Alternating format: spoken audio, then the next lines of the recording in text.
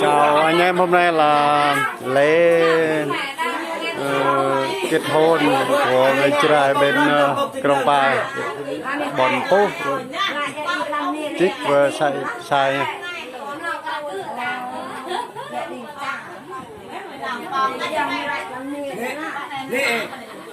Một con sốt sao im to.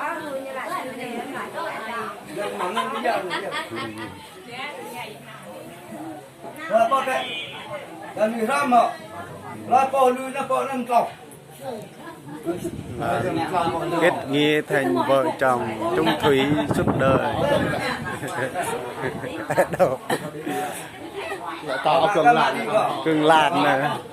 Đây là mối, làm mối, làm trứng mối.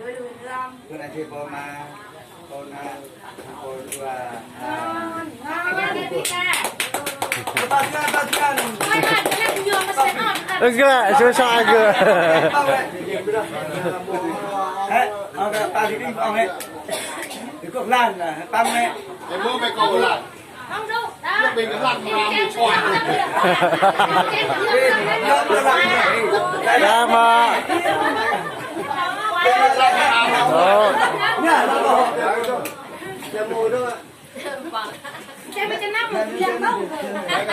Đây là vợ chồng đã có con rồi nhưng mà đến với nhau.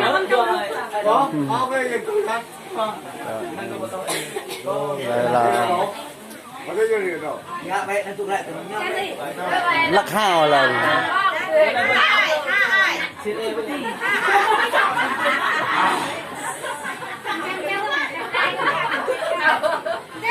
Anh em thế là có đuổi.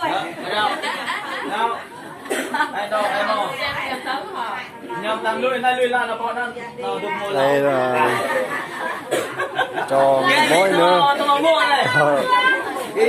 Lượng được kia mà cái tượng lại lùi lao với nhau con ăn cái đồ nào không này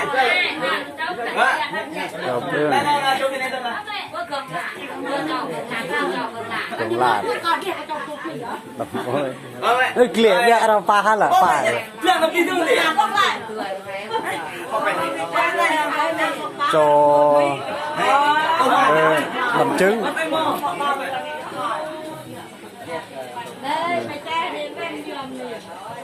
lùi lao bọn nó đục một nào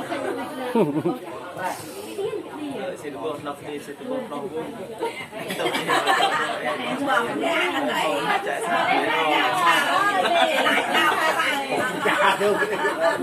biết mà đi là ra đi mà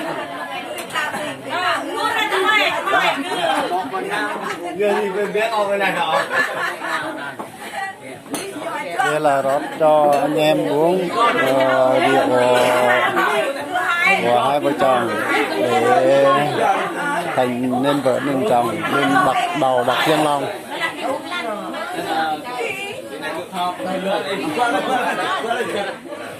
Ai mua cái đứa này phía hai bộ đằng mỏi. Nó thuộc cha nó đi nữa nè nó. Thì làm nước dàn lù nó quay chính tiếp nào làm nữa.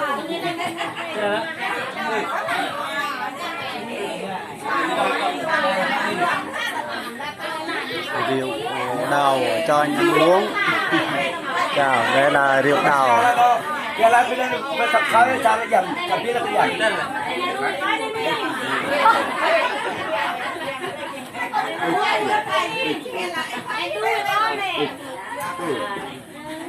Nhưng mà nhầm chi được rồi.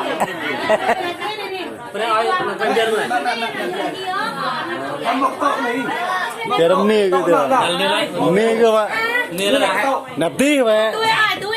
Nếu là nhiều ai mi nó đây ai mi cô nè.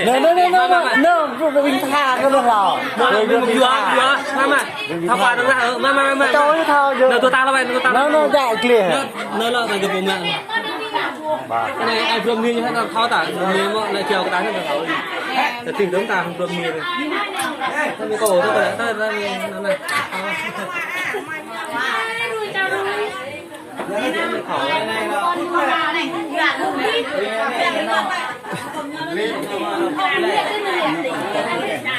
Bên em đã xem nè.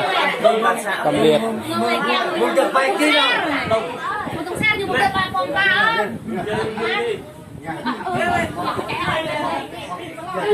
đi biết rồi này không có cái ơi à còn mười phải giọt rồi